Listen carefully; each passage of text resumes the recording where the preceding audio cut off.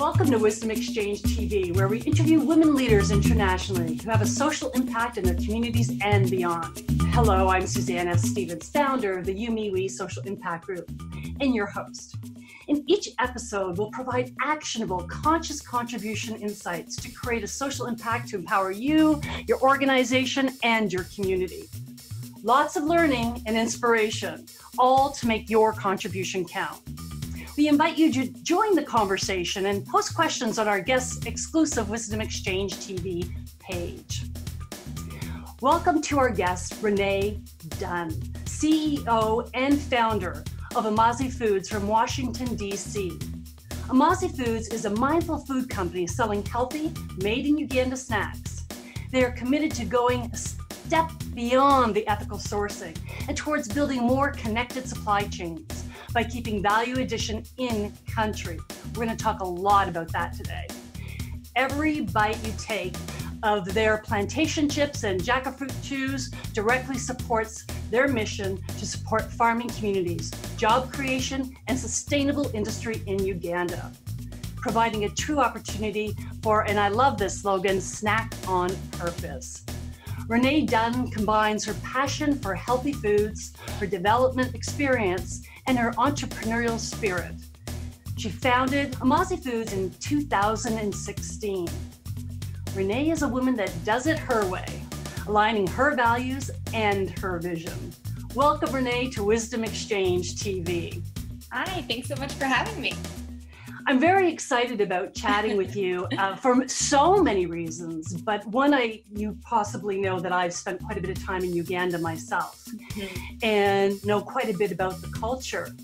So I was really intrigued when I read something about you. What process did you actually take? What due diligence did you do prior to starting the business? I first sort of started thinking about this and got inspired to do it when I was in college. I spent a semester in Uganda studying abroad. I then returned with a grant to do my thesis research there. And there was a couple year gap between that and when I actually started the business. And to get practical, and I know that's the point of especially this channel, about what sort of the steps were between those parts, it was a few things. One is personal alignment and interest. When I was studying in Uganda, we were studying, again, a very broad topic of development. And I personally had a specific focus on local entrepreneurship. And that's actually what my thesis was on. I was writing about the informal versus the formal sector and how we can start to bring some people in the informal sector into the formal sector and start to grow that space so that the informal sector isn't so narrow and competitive and so that there's more opportunity for business growth. I think that personally, I didn't feel a fit with a lot of the existing nonprofit organizations and the way they were addressing micro enterprise specifically. And I also had other interests. That was all very stimulating, but my deep intellectual curiosity remained with, what I had found in Uganda. Long story short, I guess I was thinking, well, I'm enjoying this world of innovative, healthy snacks, and I saw such a gap in the path of opportunities for business growth for people in Uganda, and might there be a way for me to put the two together? Practical steps from there. I remembered that I loved snacking on plantain chips when I was in Uganda and started to reach out to some of my contacts there and eventually figured that none of this was going to get solved via email. So I got on a plane to Uganda and just kind of planned to be there for 2 to 3 months and to see what sort of facilities might be available to produce, what the steps would be to start forming relationships with farmers, what certifications I'd have to go through in order to bring that into the States. And that's sort of what got the ball rolling in 2016. There seemed to be a gap for you in regards to the not-for-profit sector and how they are addressing issues. You decided to make it a profitable business. So you're a social enterprise, but yet you do draw profit, correct? Yes. Okay. Yeah. Okay. Because I mean, not yet. We're a young business, so we're not yet profitable, but okay. That way. Yeah. But that is your intention, because a lot of social enterprises are not for profit and for profit. Personally, I'm a fan of the for-profit social enterprise because there's nothing wrong with money, as well as there's nothing wrong with doing good with that money. I know our listeners will want to know where the name of your company came from. Amazi is a Ugandan word. Uganda is one of the main languages they speak in Uganda, especially in the central region, which is where I was mostly spending my time. And it means water. And it has a sort of symbolic meaning that, water is the essence of growth, especially when it comes to our agricultural supply chains. And we at Amazi want to have an integral role in growing that. And so Amazi is the heart of what we do. And also just a funny side note, when naming any sort of business, especially if it is for profit and you have to attract people, we market tested a bunch of different names and Ugandan words, and it was one of the only ones that Americans would even try to say.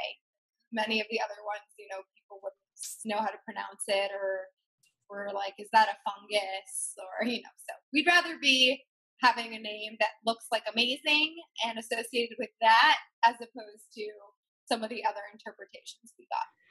And yet such an important point, because at the end of the day, you can pay homage to where the plantations and where the farmers are, but at the end of the day, you're selling your product in the States.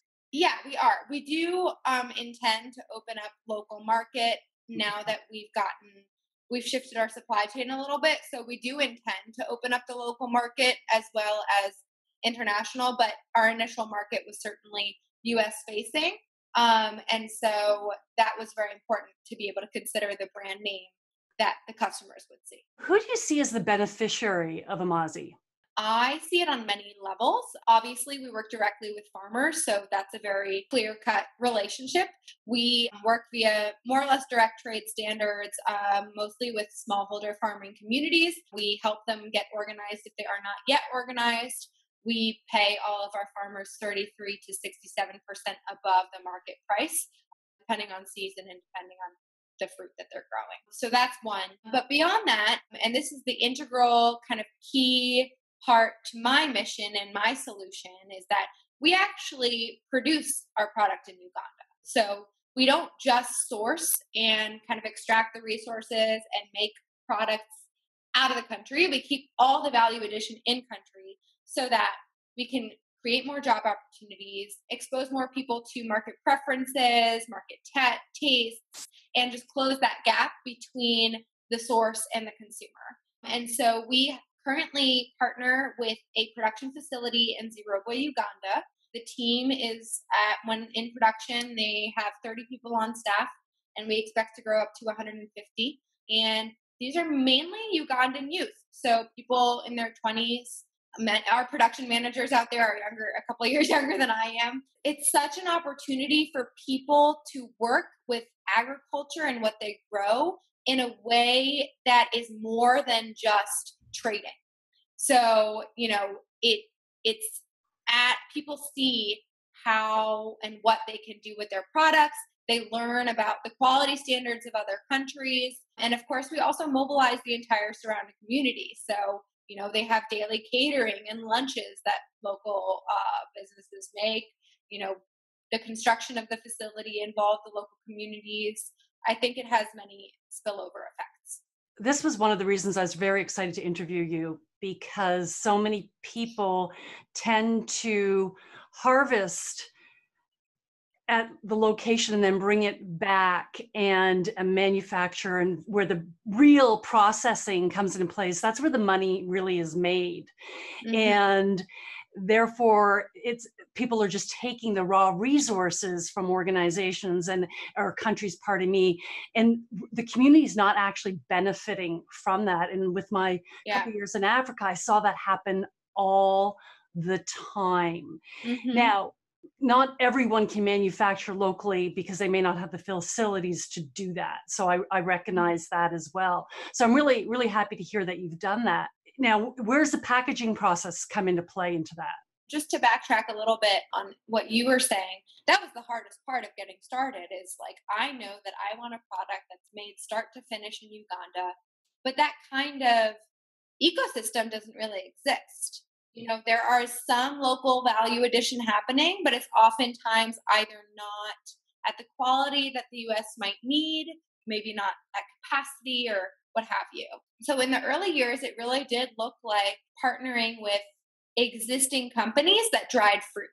And I worked with them to kind of train on how to make the recipes of our products and kind of open up a new opportunity for them to learn how to make a new product, but also, just getting more farmers into their network and getting things up to US standards. As we grew, we knew that we'd want to have a much more direct relationship throughout the supply chain and just be able to also observe quality at the level that we needed to. So that's what allowed us to eventually have enough demand to justify partnering to open another facility. And so that's sort of the steps we took because, just as a tangent in the food industry, most people are very scrappy in the beginning. You hear stories about people who make cookies in their kitchen and they sell it to their friends and they take that money and they maybe go to a local commercial kitchen and make a little bit more and go to the farmer's market and like slowly but slowly. And then they have enough money to, scale up production or something like that. But as you can imagine, with the supply chain so far away and importing being so expensive, for me to do a tiny little iterative back and forth like that would actually not have been a wise business model. So I had to, find some sort of happy medium that would allow us to start to enter the market and understand how people were responding before being like, we're going to open a manufacturing facility. It wasn't until we opened our own facility that we started the packaging process in Uganda. So that's actually, as of beginning of this year, we packaged on the Uganda side. Before then, we would import in bulk, and I would pack it with a team here. So we would hand pack it, and those were not the most fun part of the business, but you do what you have to do. Yeah, you got to get your hands dirty. Just so I'm clear, is that the manufacturing facility in Uganda, does it manufacture just your product or does it manufacture other products as well? Yeah, so as of now, they just do our products. Okay. They are welcome to do other products. We've opened some conversations with other buyers, and other types of processing that they can do, but they are equipped with dryers and ovens and such so that theoretically they could also take on other business. I do not own the facility. I have a share. So our business has a share of it, but it is majority Ugandan owned.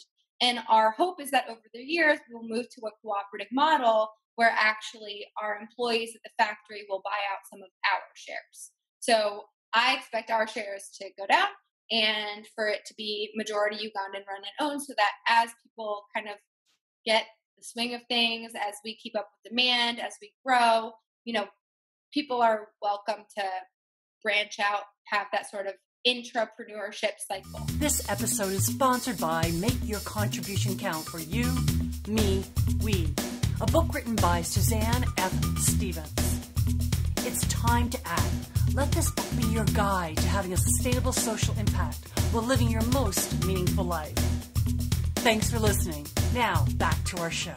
Have you considered helping them if they need it, which they may not? I'm always very cautious.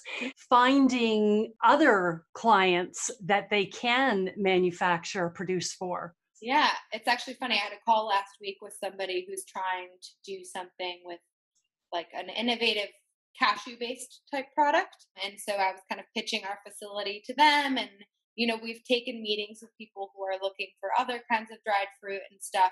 I think at this point, the facility is still so new that we're really focused on our supply chain. And my vision too is to add new products. If someone else doesn't want the product, I want the product. So I think the hope is that it'll be sort of a synergy where as we expand and our sales grow and our reach grows and we have a sense for new product lines, they're the ones that we go to be making them. the relationship is just set up in a way that if they grow, we grow. If we grow, they grow. There's nothing competitive about it. Of course, they're not allowed to sell my recipes to other people without me knowing. But now that they make our recipes, I don't mind that it's sold to the US under my brand, or if we just open up a new market. The best part about it is that, we can private label, we can sell in bulk, as long as, the arrangement is there legally, like if we get royalties or the recipes are recognized, what have you, I'm not there to control it. I'm just their main customer. So my vision is that over the years, my role will become less and less crucial, and they'll be able to just self-sustain and self-manage. I call those symbiotic relationships where they're really mutually beneficial, and there's got to be a real high trust in order for them to work. Of course, there's law and agreements and contracts, etc., but there's got to be high trust there. 100%. Is there a reason it's youth working at the manufacturing facility? Yes. So my thesis, just to get into the weeds a little bit more, it was an interesting approach to my research, in that one of my primary sources of information was to go to the best entrepreneurship school in the country. I went to Makerere Business School, and I went to talk to graduates and students of their entrepreneurship program. And my mindset with that was that, okay, I know that informal business in this economy is very important and drives the majority of business. But I also know that it's a very crowded, highly competitive space. Ugandans are one of the most entrepreneurial people in the world, I think, just by rankings, but the health of their entrepreneurship is very low, because what happens is that everyone's an entrepreneur, but no one's really thinking about growth with their enterprise necessarily. Or, it's common to have seasonal businesses, or it's common to have 5 businesses at once, or, everyone's going off and doing their own thing, as opposed to thinking about how can I build this entity that's going to innovate and grow. And that's not to say there's no innovation. That's not at all what I'm getting at. But I think just the mindset around who would be those entrepreneurs that would kind of be the ones to want to go into the formal sector and want to take that business to the next level. For me, I wanted to encourage local Ugandan youth to kind of just see what could happen if they were what other opportunities exist. Unemployment is very, very high there. And I think that's part of why everybody kind of hustles and does their own thing. But I think if more channels were open that showed actually agriculture could be really exciting, and there actually could be a lot of innovative, creative things happening here. It's very on trend. It's very in high demand. It's high volume. It kind of has that sexiness to it that, many might not think of when they think of agriculture or food.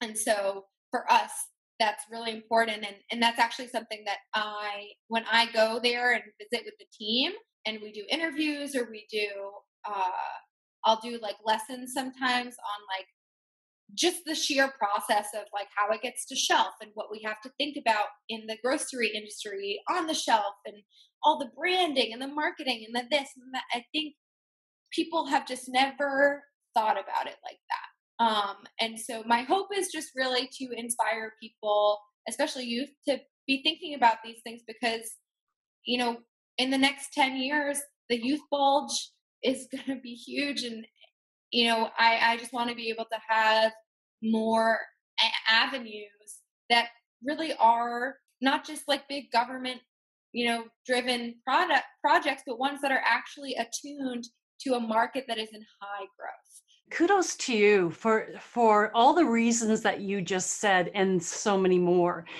There is the reality, that the informal sector is massive, but that is a survival game, not a thriving game. 100%. Mm-hmm. And also for youth, they replicate what they know. To your point, their parents, a lot of them are in the informal sector. The informal sector also does not drive tax dollars, which also weighs down the entire social infrastructure of a country.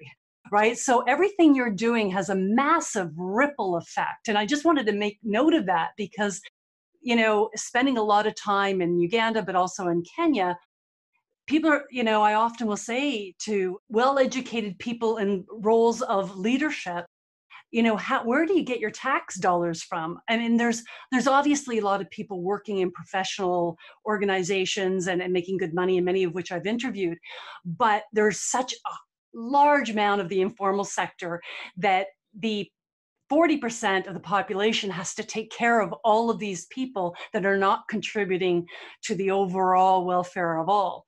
So youth is such a kudos to you for really focusing on the youth, and also it keeps them out of trouble.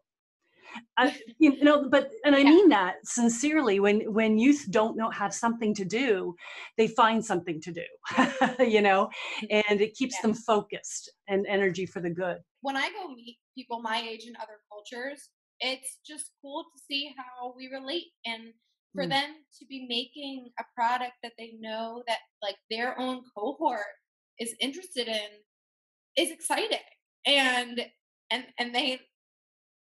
they're learning a lot. And I think that the issue with a lot of the current approaches to agro-processing or to trying to industrialize things are really not market driven. It's kind of these unsexy projects. Like a lot of times it's just about the volume or about the food safety, which are both important, but to mill maize for your career might not be super exciting. Whereas like we make, I guess, what you would call more niche products, but it's in a very, very high value space. And it's one that's very dynamic, and there's room for innovation, there's room for creation. And so,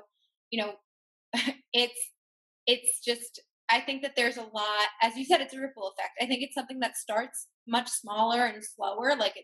We definitely couldn't just up and like boom out products. It took a lot of iterations to get the recipes right and to get things going. But I think the more our teams start to recognize the nuance and get interested in that, the more they'll be able to think of it themselves, or the more they'll be able to share it with their families, or, so I think it's very cool to see how there is some mindset shift happening even already on the small level. It would suggest you have a lot of contact. How much contact do you have with the facility on an ongoing basis and with the farmers on an ongoing basis? Well, when I was first starting, I'd go to Uganda anywhere from 3 to 4 times a year. And they were usually like 1 to 2 week sprints where I was just like, get everything in. And because I'm a solo entrepreneur. So especially in the early days when I was the only person doing anything on this side, it was like when I would go to Uganda, everything here would stop. And then I'd have to like come back and start it up again. And so that was hard. But I go now about twice a year. How much contact? You don't have to go there to have contact. It depends what's going on, if we're in production or not. But I'd say more or less at least weekly, I'm in touch with our production team and or CEO of the facility there. With the farmers, I personally really only engage with them when I'm there. But we do have, actually, I just got a message from her yesterday. We have somebody who organizes the farmers groups. Her name is Gloria, and she's kind of the one out in the field. And so she sent me a WhatsApp yesterday. Again, it's been challenging amidst COVID just to like see how we're all going to keep up this international supply chain. But that's, there is always a touch point. And I've been working on creating more virtual programming too with the teams there, wherein, we can have a lesson about pricing in the supply chain, or we can have a lesson about different flavors that are on the rise in the US. So that, it has nothing to do with their production necessarily, but it's so they understand how everything fits into the ecosystem. 2 things I want to pluck out of what you're saying, though, that is also very powerful, is that you don't need to be there, number one, because you have people on the ground who actually know the culture, understand the people, can manage the people, and you're collaborating with them. So they have their self-interest. And you're really creating collaboration relationships in order for everybody to win. That's what I'm hearing, which, yeah. Would that be fair? Okay. And that's I truly believe that's the way business is going to be going. You've referred to the pandemic, and I think it will go that way even more so because of the pandemic. I think the business has been moving more to collaboration like that. But particularly to your point, when you're having a social impact, collaboration's the better way to go rather than Westerner flying in telling you what to do. Oh, yeah. Doesn't work. It just doesn't work. But empowerment does work. So Mhm. love that. Now, it's all well and good, but let's face it, all relationships, and particularly when you're dealing with international relationships, they're tough. What Yeah. would you say are a couple of the biggest challenges that you have working at collaborating and collaborating from afar? I've been working on this, as I mentioned, since 2016, and I feel like we only just got to a place with our supply chain where like things are going. Like things are smooth, the product is good, I trust the relationships. I feel like we finally are in a position that we need to be. Clearly, it's not an easy road, and we've had a lot of challenges between, issues when we were contracting out another supplier. Sometimes, if there was like an in between step to the farmers, and we didn't always know who was communicated what information. And so, having to like touch both parties and see, like, try to verify who said what was very challenging. One other thing that I do want to say also about working with farming communities, especially, is that we've sort of been trained to romanticize it. You see pictures of happy farmers on all of your packaging now, which is great that they're featuring the farmers, but nobody tells you that it's a business relationship. I think in the early days, and even still, like that's sometimes one of the hardest relationships to manage is their farms are their livelihoods.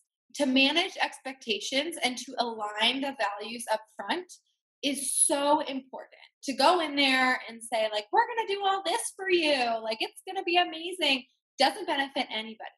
Because we had an instance where, for example, farmers thought we were gaining traction more than we were, and they invested in growing more of the product. And then because there was issues with our production quality, the sales slowed down, and then we couldn't buy at high season, and they were so upset. And I think, one thing that I've, especially since then, been very conscious to do is to communicate about the business cycle, about how that works. It's like, we don't just buy your fruit and that's it. It has to be produced into something.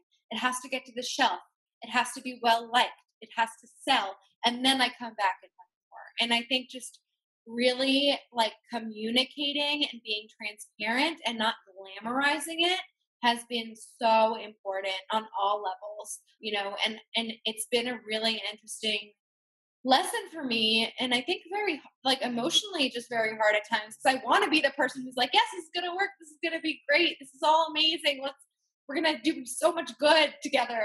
But it's a business relationship, and so we have to be honest about what our pricing constraints are. I think that that's kind of my main takeaway, is like, even though you're in a position of wanting to do good, you still have to be realistic.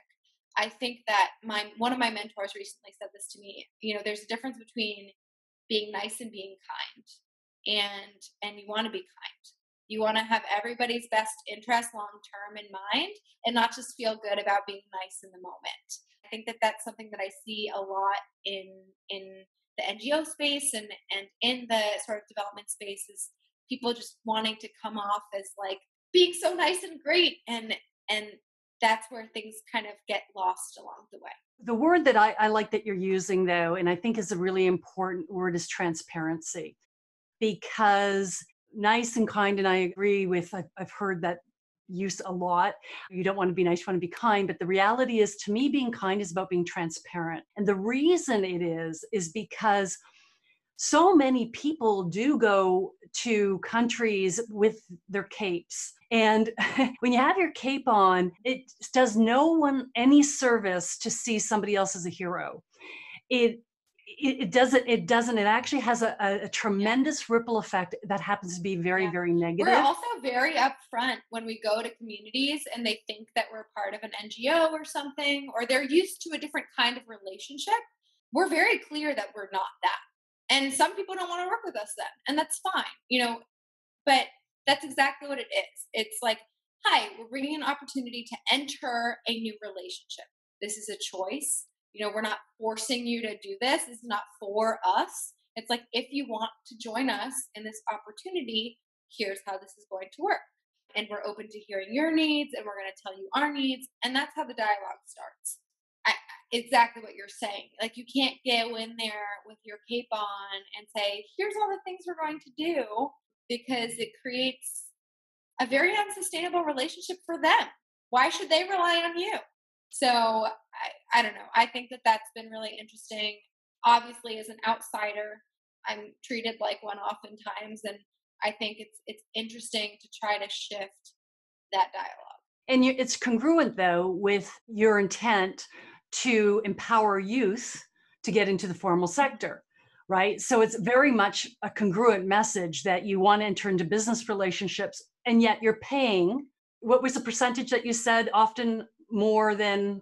We're anywhere from 33 to 67% above market price for the farmers, and then our employees are paid well above minimum wage. What advice would you give to people who have a desire to have a social impact in a community? I think a couple things jump out in my head. One is patience. It's much harder to build a social enterprise than it is to build any kind of business. But that's also your greatest strength. I was talking to my same mentor earlier around, especially right now when we're in a very difficult economic time, many people who might not be tied to that mission might be keen to walk away. It's easier to fold. You're not so invested in it. It's easier to give up or not find a reason to not continue. But when you have a mission in mind and that is your core, you're kind of forced to think of new ways to do things, because it's not just about the thing that you're creating. It's what's at the heart of it. So I think that can be a very powerful tool for an entrepreneur. And then the other thing that I want to say too, though, is especially if you're building a for-profit enterprise, is that you don't do good if you don't have a business. So, and this has been always like kind of hard for me, but at the end of the day, if you're not making sales, if you're not selling, if your product doesn't have a good fit, if, you're not first working to generate that stream of revenue, nothing is going to happen on the impact side. So you might feel like your impact isn't impressive in the first few years or what have you, but it's never going to get there unless you drive sales or whatever. I don't know what your model might be, but if you're for profit, that's generally the way it's going to work. Build your business and then you can have impact. And there's a way to do that while having integrity. You made the comment that it is so much harder to start a social enterprise, and referring to the mission, because not everyone's going to be aligned with the mission. Is there anything else that you feel makes it more challenging to start a social enterprise than a exclusively for-profit organization? I mean, there's always more than one bottom line. It's not just about how much money you made this quarter. Ideally, you're working toward other goals too. So you have to balance all of those. I think too, I've gotten so many comments around like, well, why didn't you just get it from Mexico? Like, it would be so much easier. I'm like, well, I know that, but that's not the point. So yeah, I mean, my business and the process of building my business was by no means the easy and fast way. There would be so many better ways to do it that were more efficient. So with that, because I think that's a really important thing for people to learn, what could have been a more efficient way to still have an impact, though? Let's keep that in mind. I mean, you get rid of the impact, a lot of things get a lot easier. But to still have an impact, what could have been a more efficient way to do it? I think with what I'm doing, I did it in the most efficient way possible. I just mean that, you could argue that maybe I would have started getting a product somewhere else, and as that was generating, I could have then gone to Uganda and built that all up. But I don't know, it necessarily would have been more efficient. I think that part of what made it inefficient was the fact that it was in Uganda, but that's the community that I was trying to support. So, the problem was, again, that I basically had to mobilize a supply chain that wasn't already there. And I think I was trying to think efficiently by finding people who were making similar products, contracting them, and then eventually branching out to have our own production. I do think that spending a bit more time on the front end in Uganda is one thing that I wish I would have done instead of spending a few months and then coming back and going back and forth. I think maybe being more patient in the product development phases and like the building of those relationships off the bat could have shortened our time of back and forth. Definitely something to think about. But, if I was simply for profit, I would have made it somewhere else. But that's how we ended up with the gap in the supply chain to begin with, is that people just go to where it's cheapest or where the industries are already developed or where the research is already happening. They don't go to where it's not. And so that was kind of my inspiration for all this. It's like, if we keep doing it in the way that we're doing it, there's no way that these countries at the resource level are ever going to be the ones innovating, because that's not happening there. It's always happening somewhere else. And you can see how innovative Europe and the US and Israel and everyone's becoming so innovative with their food and the science. And if we want to close that gap, you have to start having innovation in these countries as well. If you could identify 3 important initiatives or decisions that you made that make your social impact sustainable. Using fruits and products and ingredients that all could be available there is one thing. Another thing is, again, the fact that it is made in Uganda. I think, regardless of how our market goes, there's opportunity for them to do local. There's opportunity for them to open up other markets. It's not just about this specific product line and this specific market. And then I think also just the ripple effect that we were talking about. If worst case scenario, everything folds and nothing works, 30 to however many people we have whenever that happens have gotten lessons on a new skill set, a new way of thinking about what they grow in their backyards. And that has a big effect for, they can go off and start making that for their local market or whatever it might be. So I think that, those are kind of 3 things that set us apart in terms of our sustainability. Generating funding to start this initiative. Did you have it? Did you get investors? How did you fund it? Bootstrapped, mostly. I friends and family. I did a Kiva raise for a little bit, but they'll max give you $10,000. I had some of my savings. I took loans from family just to get it started. Recently got a government loan, but we're finally now raising and sending concept notes to different organizations now that we do have some traction and are pivoting to grow. So, I've done it. I'm very fortunate to have been able to do it this way, but that's how we did it. Interesting. We've been talking for a while about the impact of your initiative, and the one person we haven't mentioned is your customer. We did mention that you sell mostly in the US. Do you sell in stores? Do you sell online? Can I buy it in Canada? Yes, we do. Actually, just talked to a buyer in Canada the other day. Our main market is the US. We are sold on Amazon Prime nationally. We're sold in Sprouts Farmers Market nationally. We are on our website, amazifoods.com. We ship nationally. We also are in a number of retail locations. We have a total of 400 stores across the country right now. We're growing, so just check our website for the store lists and locations, and that's how people can find us. How many employees do you have that actually work on full time? I'm the only full time. You're the only full time. Okay, and then everybody else is in Uganda. No, I mean, I have a couple part-time team members on this side, mostly young women in their 20s. My dad is a big helper. He's actually one of the main people involved in getting the factory started because he's a background in Uganda as well. So my dad is very involved. He's a champion. And otherwise it's just contractors and just being scrappy and lean. Scrappy and lean. I love that. Yep. Be scrappy and lean. Okay, so we're going to wrap up shortly, but I just want to do a little bit of fun little rapid fire with you. I'm going to ask you a quick couple questions, and then I'll do some words with you, and then we'll wrap up. All right, so what's the one thing you wish you knew prior to engaging down this path of social impact?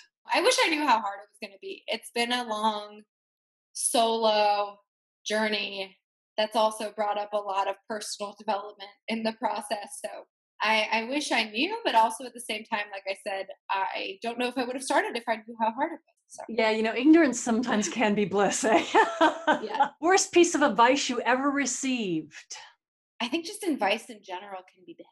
I think one lesson that I learned, and I learned it over and over again, but everyone's going to give you advice, and none of it is necessarily bad advice, but you shouldn't necessarily listen because they're speaking from their experience and from what they know, and they have no idea how your brain works or what you're doing. And so I think I made the mistake very early on of like getting into this paralysis phase where I would just ask and ask and ask for advice, and then I'd have no idea what direction to go because everyone has their own opinion. I'd say like it's not necessarily like one piece that was bad. It's just you can't rely on advice all the time. You have like a few people that you rely on, and otherwise just let it be conversation. I think that's excellent advice. Don't listen to all the advice that you actually get. Yeah. I think that's excellent advice. Really, it's draining. It's draining. So what would be the best piece of advice you've ever received? More or less what I'm saying. I got advice. I have one mentor who's very spiritual and like not traditional in this industry at all, and very much is about intuition, and like that's how she leads her business. Just when I would go to her and be like, I don't know what decision to make with this distributor, she'd be like, well, what does your gut tell you? Or have you meditated? Or how do you feel about it? And it was just like, oh, I've never thought to check in first. And so I think that, we can run numbers all day long, but that, you lose the heart, you lose the mission, you lose yourself. And I think that if you come back to yourself, you eventually actually know what you want to do. So having the patience to do that and check that, I think is very valuable. And often we don't do it. It's just check in with yourself first and then ask for help if you still, I think that's great advice. Which of your strengths, there are many, of course, do you rely on the most to have success in your business? I think I'm just a very dynamic person. I have always had multiple interests, and I think this is what actually allowed me to like see this opportunity in the first place. But it's just, I'm not a one lens person, which can be frustrating at times because I feel like there's not one wheelhouse that I'm in. But I think it's been very helpful in terms of, thinking of all the different pieces and being able to take on the different roles of the business when you're first starting. I didn't enjoy all of them. I'm not good at all of them, but at least I have the ability to kind of shift hats. First word that comes to your mind. And if I have to edit, don't worry, I will. Okay. All right. So community. Amazi. Purpose. Snack on. Meaning. Life. Contribute. Service. Consciousness. Awareness. Sustainability. Necessary. Collaboration. Connection. Consistency. Persistence. Learn. Adapt. Lead. Follow. Legacy. Generosity. You. Strong. The general me, not me, but the general me. Aligned. We. Together. Excellent. Thank you. You passed. I don't need to edit any of those. No curse word. Thank you, everyone, for joining us. You can subscribe to Wisdom Exchange TV so you can receive each new interview notification in your inbox. Please share the interview by going to the share button located on the page. You can read, listen, or watch the interview. If you know someone who has had an extensive social impact in business, education, civic service, or advocacy, let us know. Visit the guest tab on wisdomexchangetv.com and submit information. Our research team will take it from there. And lastly, if you have contributed to the community or you want to celebrate someone who has, visit Join the Movement tab on YouMeWe.ca, Your Contribution Counts campaign. For every contribution listed, the YouMeWe Social Impact Group will invest in a woman's education or business, moving her from poverty to prosperity. Now, before I give my last words, I want to give our guest an opportunity. Do you have any words of wisdom for our audience regarding contributing to society? Stick with it. I think there are many ways to do it. It doesn't have to be this big, glamorized way, but if you're moved by it and if it's something that you can't stop thinking about, you should probably move forward with it. Excellent. Thanks for that. This is Suzanne F. Stevens. Until next time, make your contribution count. This episode is sponsored by Make Your Contribution Count.